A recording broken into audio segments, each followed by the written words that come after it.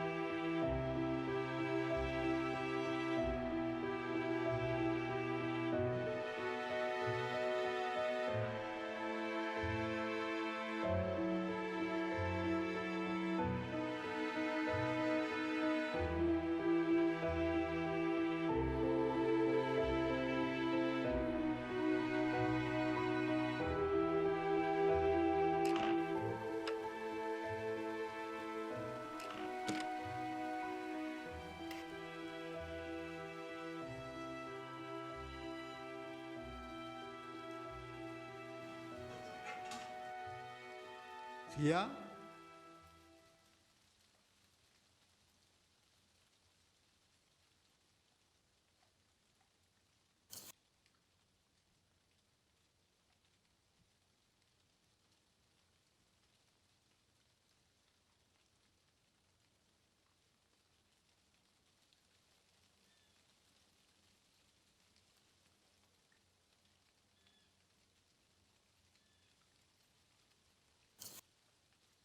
നീയൊരു കാര്യം മനസ്സിലാക്കണം. എനിക്ക് നീ മാത്രമേ ഉള്ളൂ.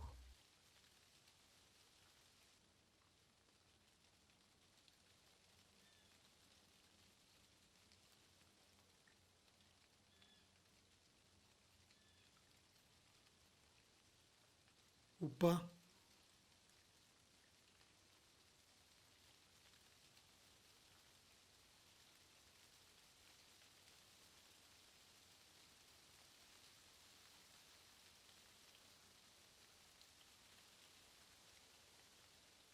ഉപ്പ,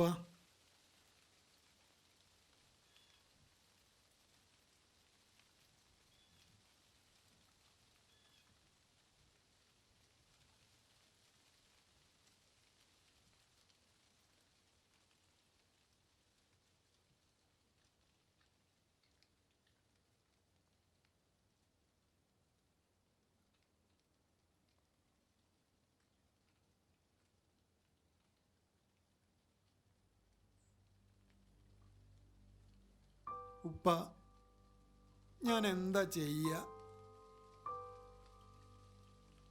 എനിക്കൊന്നിനും വയ്യ.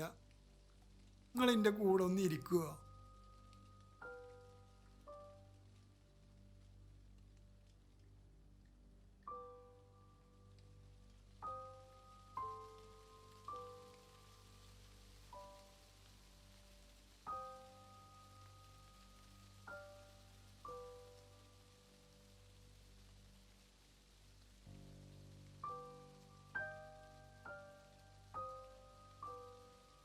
എപ്പോഴോ അവളുടെ മരണം അത് നമുക്ക് വലിയൊരു നഷ്ടമായിരുന്നു. നിന്റെ ഉമ്മ എപ്പോഴും പറയും, നമുക്ക് വല്ലതും പറ്റിയ ഇവൻ്റെ കാര്യം.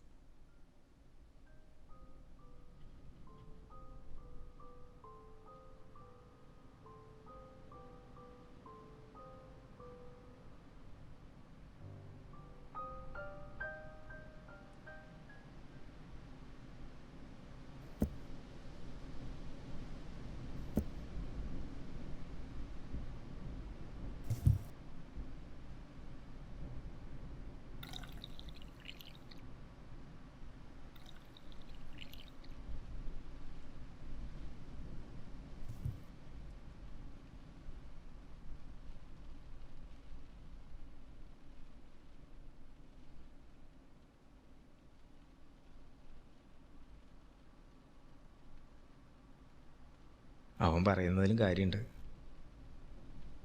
ഭക്ഷണവും മരുന്നും സമയത്തിന് കിട്ടിയെന്ന് കരുതിയിട്ട് എല്ലാം ആവില്ലല്ലോ.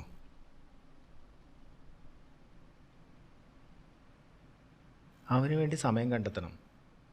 അവനോട് നേരാവണ്ണം സംസാരിക്കണം. അതെനിക്കറിയാം മുകുന്ദ.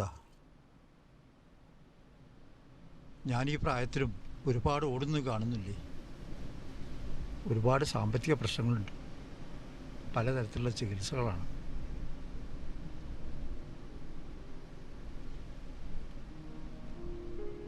ഒരു കാര്യം ചെയ്യേ, കുറച്ച് നാൾ ലീവ് എടുത്ത് അവൻ്റെ കൂടെ നിൽക്ക്.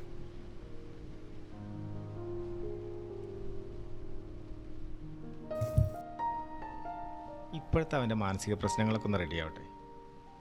ബാക്കിയെല്ലാം നമുക്ക് ശരിയാക്കിയെടുക്കാം.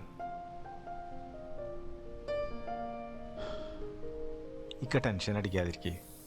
നമുക്ക് പറ്റിയ ഒരാളുണ്ട്, ഞാൻ പുള്ളിയോടൊന്ന് സൂചിപ്പിക്കാം. നേരിട്ട് കണ്ട് അവരോടൊന്ന് സംസാരിക്കുന്നത് നല്ലതാണ്. അവരെ നേരിട്ട് കാണുമ്പോൾ പല കാര്യങ്ങളും മനസ്സിലാവും.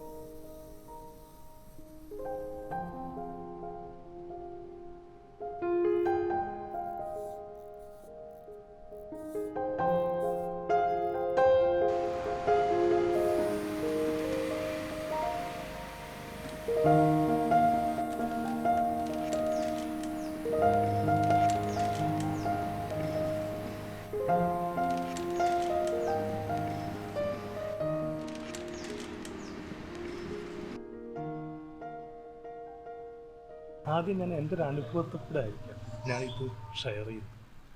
ഇപ്പോൾ സാറിൻ്റെ മകൻ്റെ ആ ദുഃഖം എനിക്കറിയാം, കാരണം ഞാനിത് അനുഭവിക്കുന്നതല്ലേ. ഞാൻ എങ്ങനെ ഇത് തരണം ചെയ്തു എന്നുള്ളതാണ് എനിക്ക് സാറിനോട് പറയാനുള്ളത്. ഈ കുട്ടികളെ ഇപ്പോൾ സാറ് ഭയങ്കര തിരക്കിലാണ്. ഇപ്പോൾ അമ്മ ഇല്ലാതെയായി. മാഷ് സാറ് അദ്ദേഹത്തിന് അവരുടെ മകൻ്റെ എല്ലാ കാര്യവും ശ്രദ്ധിക്കുന്നുണ്ട്. അവർ ഭക്ഷണം കൊടുക്കുന്നുണ്ട്, ഡ്രസ്സുണ്ട്, കൂടെ കിട്ടുന്ന സമയം ഷെയർ ചെയ്യുന്നു. സാർ, ഞങ്ങൾ ഇത്തരത്തിൽ ഒറ്റപ്പെടുന്ന ഏറ്റവും വലിയ ദുഃഖം ഈ ഒറ്റപ്പെടലാണ്. ഈ ഒറ്റപ്പെടുന്നവരെ നമുക്ക് ഭക്ഷണവും കുറേ ഡ്രസ്സും കിട്ടിക്കൊണ്ടാവില്ല. സാറ് കുറച്ചുകൂടെ സമയം കണ്ടെത്തും. എന്നിട്ട് അവൻ്റെ കൂടെ കുറച്ചുകൂടെ അവൻ്റെ ചെറിയ ചെറിയ വിഷമങ്ങളും ചിലപ്പോൾ അവൻ പറയുന്നത് അംഗീകരിക്കാൻ തോന്നില്ല, പക്ഷെ വാശിയായിരിക്കാം. ആ വാശി അംഗീകരിച്ചുകൊണ്ട് അവരെ ഒപ്പം ഇരുന്ന ഒരു കളിക്കൂട്ടുകാരനെ പോലെ, മോനാണ് എങ്കിലും അവനൊരു കളിക്കൂട്ടുകാരനാണ്, കാരണം അവന് ഒപ്പം ആരും ഇല്ല. അങ്ങനെ കുറച്ചുകൂടി സമയം ഷെയർ ചെയ്താൽ ഞാൻ പറയുന്നു, മാഷം മോൻ വളരെയധികം വ്യത്യാസം വരും.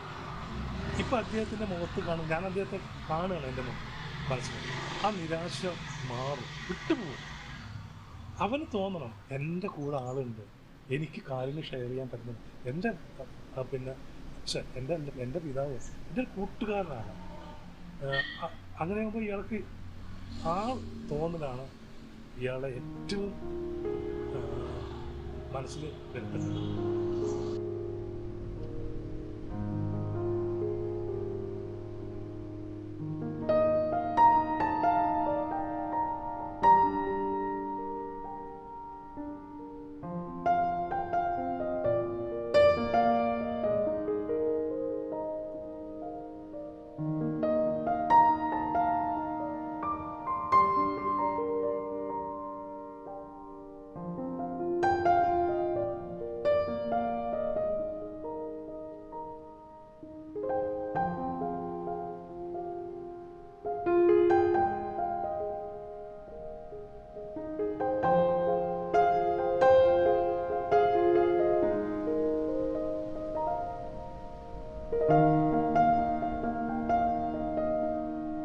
കൗൺസിലിങ്ങിൻ്റെ കാര്യത്തിൽ ഞാൻ അവരെ വിളിച്ചു എന്ന് പറഞ്ഞിരുന്നല്ലോ. അവരെന്നെ ഇങ്ങോട്ട് വിളിച്ചിരുന്നു. എന്നെയും കൂട്ടിയിട്ട് അങ്ങോട്ട് ചെല്ലാനാണ് പറഞ്ഞത്. നമുക്കൊന്ന് പോയി നോക്കിയാലോ?